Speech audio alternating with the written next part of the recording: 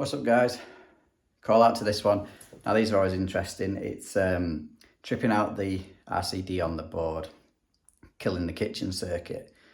Customers, well, I suppose diagnosed or traced it to it being the boiler, which is causing it to trip. Now that's obviously something's going to be causing that inside said boiler. So I'll whip the cover off before turning any power back on and see.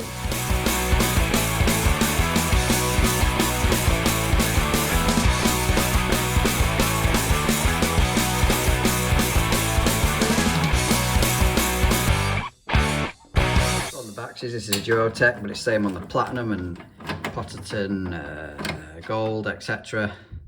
You got two Phillips screws here, just slacken them off.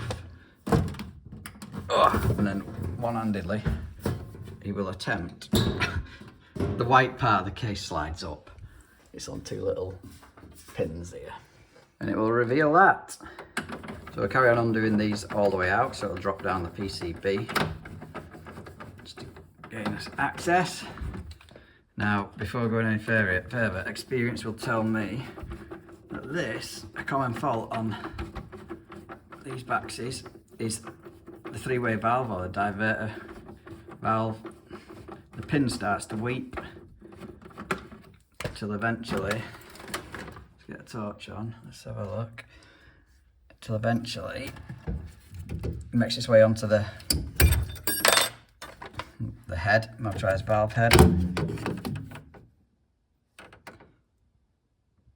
She's glistening, she's wet.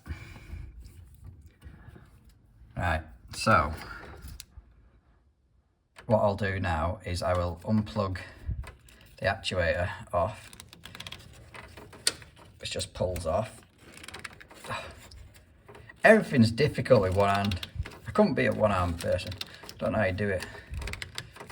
It's gonna go. Anyway, pull that off, turn the power on, see if it'll stay not tripped. See what's our head off now, our actuator top. I don't know if you can see that, but there is water coming out of it. So power's isolated again. I've got a little drain off hose.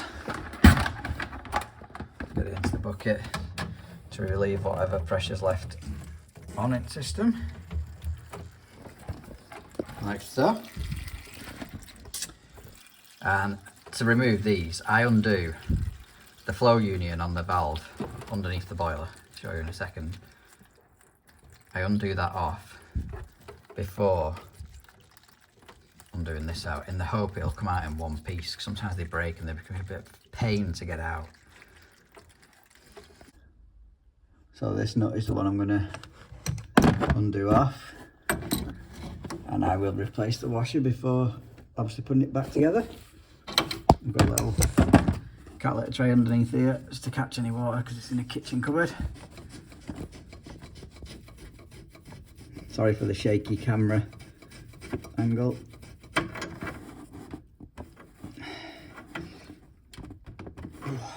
Not much movement in that. So we're back up top now. There's a couple of ways of doing this. You can actually buy a tool to remove them. Sometimes I will use just some adjustables on it, and I will hit that with a hammer to try and shock it off. And other times you can use your grips. No, it's gone with the grips anyway. See if it comes out in one piece. Now you got to be wary when you order these cartridges. There's two types. One of them incorporates a bypass slot in it, and the way to tell if it's got a bypass, if you just put your hand down the back here, you'll feel a little tiny, it's about 10/8mm copper pipe running from this block to the right hand block. This one's no bypass, so we want a cartridge with no bypass. It's rusted up.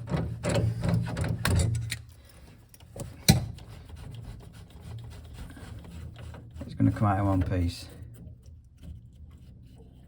Yes. Oh.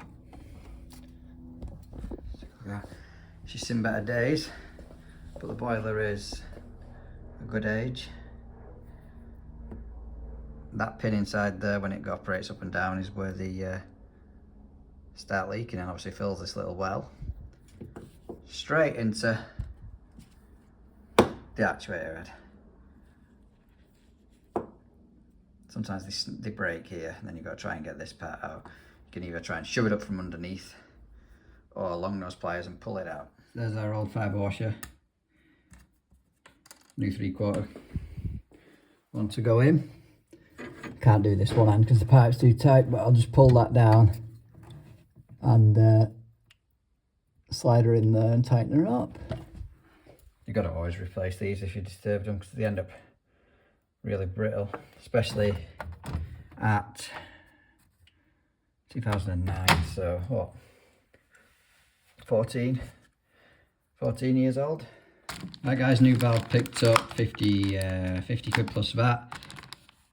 That's your part number if you need it. This is one for, that's the part number for this one, with obviously without a bypass. You can see they've changed a lot. This is the new version. So we'll get this put in now. Get plenty of lube on these 3 O-rings before you put it in. Never go in dry. Can be quite painful. Grease gun's running out. There's plenty of lube on it.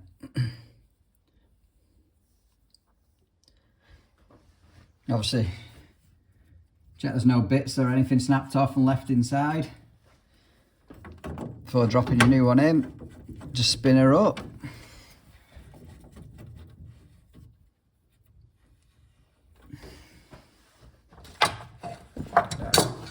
Grips.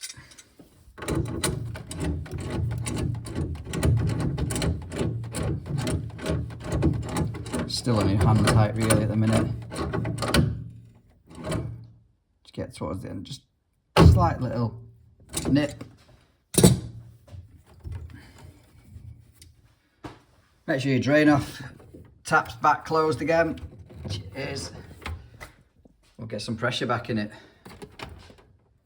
before doing that.